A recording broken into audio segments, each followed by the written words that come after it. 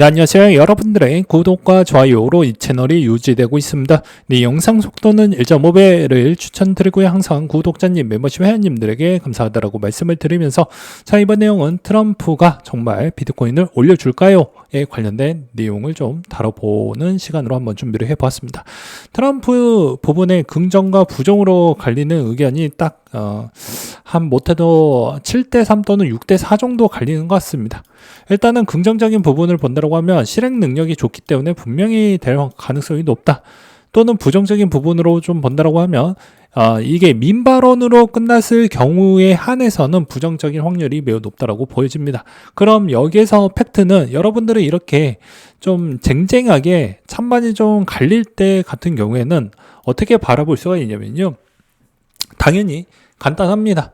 네, 내가 여기에 가능할 거다라고 하면 그냥 여기서 베팅을 계속 유지하는 게 맞는 것이고요. 그렇지 않는다고 하면 비중 조절을 할 필요성이 있습니다. 시장을 떠나지 않는다고 해도 비중 조절을 잘해서 크나큰 충격 부분에서 최대한 관리를 해 나가면서 가져가는 것도 나쁘진 않겠죠. 근데 이렇게 너무 쟁쟁하게 흘러간다라는 것은 그만큼 수익의 기회가 어느 쪽으로 기우느냐에 따라서 폭발적으로 성장을 할 수도 있다라는 의미도 갖추어져 있다라고 보시면 될 것 같습니다. 그럼 트럼프가 어떤 인물인지를 좀 보면 알겠죠. 이제 반드시 관철을 시킨다고 하는데요. 자기가 한 말은 어떤 방해가 있더라도 밀어붙이는 스타일이 좀 있다라고 합니다. 그러면 포인트가 이제 두 가지가 될 것 같은데, 미국 소재 코인 세금 면제 부분도 추진하려고 하는 부분이 있고, 그 다음에 두 번째로는 이제 미국에서 비축 자산을 좀 가져가려고 하는데, 비트코인, 에이다, 뭐 리플, 솔라나 등등이 뭐 여기에 대상이 된다라고 보시면 될 것 같습니다. 여기에 이제 또 이더리움도 있고요. 그럼 여기에서 핵심적인 포인트는 무엇이냐면, 정말 이게 순탄하게 된다라고 저도 보고는 있지만, 그게 만약에 올해 하반기에 정말 비축자산이 여러분들이 원하는 대로 나와줄 것이냐가 관건이 될 것 같습니다. 그리고 만약에 통과가 된다고 하면 곧바로 호재가 소멸이 되기 때문에 시즌 아웃이다라고도 볼 수도 있겠죠. 그래서 이게 어떻게 보면 이 양면성이 좀 있는 형태가 있다 보니까 어떻게 내가 포지션과 어떻게 내가 전략을 잘 갖추느냐에 따라서 수익률이 엄청나게 좀 달라질 수 있다라는 걸 다시 한번 말씀을 드리는 바가 될 것 같습니다. 최근에는 이제 엄청난 급등도 나와주고 있는 실정인데요. 이제 조만간에 3월 7일 기준점으로 이제 해당의 백악관에서 크립토 서밋 부분도 이제 준비를 하고 있기 때문에 여기에 이제 대부분 롱 포지션 관점이 좀 더 세진 배경이 저는 있다라고 보는 입장입니다. 그럼 현재까지 공개된 인물들을 보게 되면 마이클 셀러 형님, 그리고 비트코인 매거진 CEO와 패러다임 코파운더, 엑소더스, 멀티코인, 뭐 그 다음에 체인링크, 코인베이스, 로빈후드, 크라켄 정도가 된다라고 보시면 될 것 같고요. 그렇기 때문에 현재 시점에서는 아무래도 이제 백악관에 이제 25인의 이제 임무를 딱 해놓고 과연 어떤 이야기가 좀 많이 나와 줄 것인지가 매우 중요한 포인트라고 볼 수가 있습니다. 그리고 데이비드 sak스 같은 경우에는 30일 내에 60일 내에 수정 및 폐지 관련되고요. 180일 이내에 대통령에게 제출을 해야 됩니다. 그러니까 아무리 늦는다고 해도 올해 상반기 지나고 나서 나올 포인트라고 보시면 될 것 같고요. 여기에서도 정말 비축자산을 할 수 있냐 없냐 부분이 여러분들도 다들 잘 알고 있는 내용인데, 비축자산은 언젠가는 되긴 할 겁니다. 어떻게 하느냐가 중요한 거라고 저는 생각이 들어요.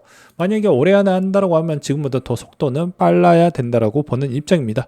비축자산 같은 경우에도 만약에 알트코인 부분을 내가 들고 있는 포지션 기준점으로 볼 거냐, 비트코인 기준점으로 볼 거냐에 따라서도 달라질 수가 있을 것 같은데요. 만약에 알트코인 기준점으로 본다라고 하면 기존에 이제 비축자산 비중이 99%를 비트코인을 잡고 0.1%씩 나머지 에이다나 이더리움 이런 형태로 가져가 버린다라고 하면 그게 오히려 좀 더 충격적으로 다가올 수도 있을 수도 있습니다.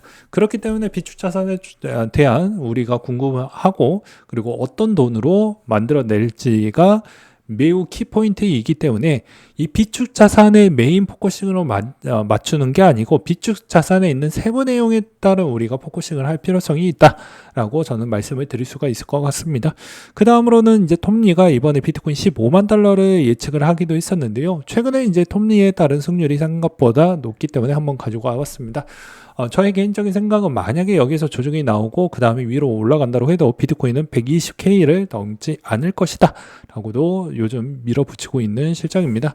최근 동향에서도 이제 김프가 조금씩 더 끼고 있는 시점인데 지금 제가 녹화 찍고 있는 시점에서는 아무래도 이제 서밋 개최에 따른 그런 지대한 영향성을 받고 있는 그런 코인들이 이번에 좀 막대하게 많이 올라갔다 라고 보는 게 좀 맞지 않을까 싶고요. 그리고 이제 여기에서도 추가적으로 이제 프리미엄이 또 얼마나 벌어지느냐도 좀 관건이 될 것 같습니다. 아무튼 이번 형태에서도 이제 3월 7일 기준점으로 얼마나 유의미한 우리에게 진짜로 실질적으로 곧바로 수혜가 될 수 있을 만한 내용들이 좀 많이 나와주길 바라겠고요. 그리고 제가 생각했던 대비보다 더 좋은 소식들이 뭐 하반기에 더 많이 나와 주길 저는 바랄 뿐입니다. 왜냐면 이제 저 혼자만 망하고 저 혼자만 그렇게 되고 여러분들이 좀 더 부자가 되길 저는 바랄 뿐입니다. 네, 왜냐? 그래야 오히려 제 마음이라도 좀 편할 것 같다라는 요즘 생각이 많이 들기 때문입니다. 아무튼 현 시점에서 이제 3월달 분포도 구간에서 제일 중요한 건 이제 차트상 기준점으로 보았을 때도 제가 뭐라고 했습니까? 이 구간대에서도 제일 중요한 건 월봉 차트 기준점이라고 제가 말씀을 드리기도 했었죠. 통상적으로 이 월봉 차트 기준점에서도 뭐라고 했냐면 그전 캔들 부분이 음봉이 다 싸잡아 먹었을 때는 그 추이가 매우 꺾여버린다라고 이야기를 많이 하기도 했습니다. 그럼 그 다음 날에 있는 캔들이 어떻게 만들어지느냐도 중요하다고 이야기를 많이 했죠. 최소 못해도 이 캔들은 올해 3월달 마감이 60% 이상의 음봉 부분을 채워나가야지 반등의 여지가 좀 있다. 그러니까 지금의 여기에서도 횡보를 많이 보여줬던 패턴을 보게 되면요. 비슷한 부분입니다. 양봉 나오고 음봉 나오고 하는데 거의 교차 지점 형태가 대부분 다 잡아먹었기 때문입니다. 거의 다 잡아먹은 형태로 횡보를 좀 갔죠. 근데 이거 같은 경우에는 그렇지가 않기 때문에 아직은 좀 이른 감은 있다. 그리고 만약에 제 생각과 그리고 포지션이 만약에 변경이 또 된다라고 하면요. 또 커뮤니티에다가 무조건 글을 쓰게 될 것입니다. 또한 이제 우려적인 측면은 여전히 나스닥에 따른 조정적 추이가 매우 깊어지면 안 된다라는 것입니다. 깊어지면 깊어질수록 어떻다라고 이야기를 많이 했습니까? 이 수급이 이쪽으로 돈이 안 간다라고 이야기를 많이 하지 않았습니까? 마찬가지입니다. 수급이 붙어주려고 한다라고 하면 여전히 여기에서 매도세가 생각보다는 크게 나와주지 않아야 된다라는 전제조건이 또 깔리게 됩니다.